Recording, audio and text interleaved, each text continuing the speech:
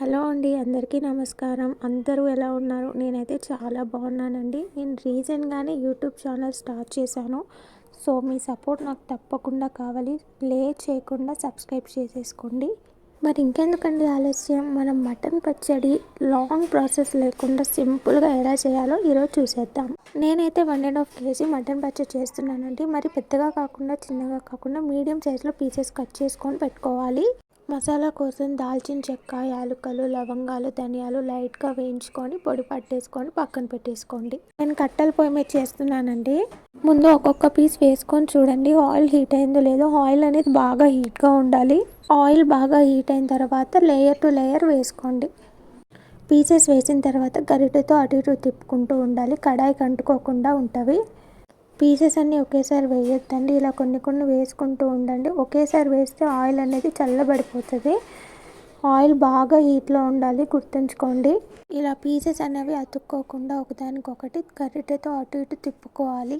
ఇదిగోండి, ఇలా తిప్పుకుంటూ ఉండాలి. కొంచెం కొంచెం కలర్ అనేది చేంజ్ అవుతుంటుంది. మనకి గోల్డెన్ కలర్ వచ్చేంత వరకు డీప్ ఫ్రై చేసుకుంటూ ఉండాలి.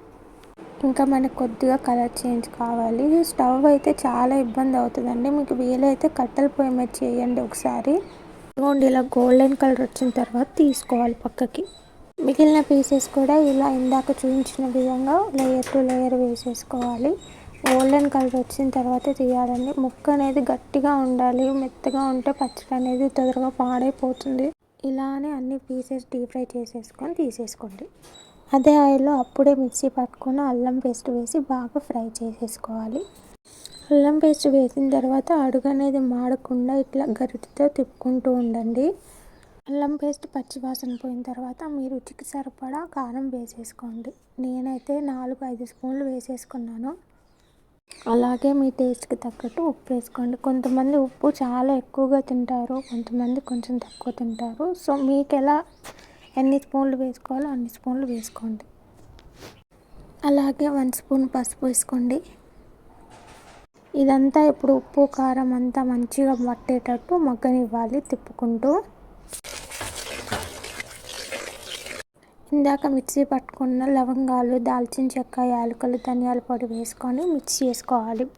అంతా కొంచెం మంట స్లోలో పెట్టి బాగా మగ్గనివ్వండి. అలాగే ఒక 1 స్పూన్ జీలకర్ర పొడి కూడా వేసుకోండి.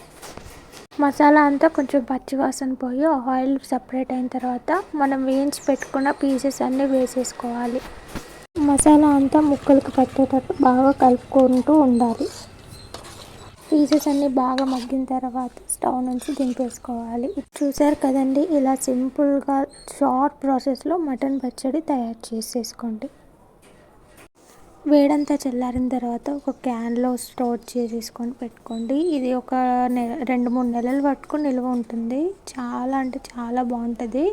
మరి చూసేసారు కదండి, ఈ రెసిపీ మీకు ఎలా అనిపించిందో కామెంట్ చేయండి. Bye bye.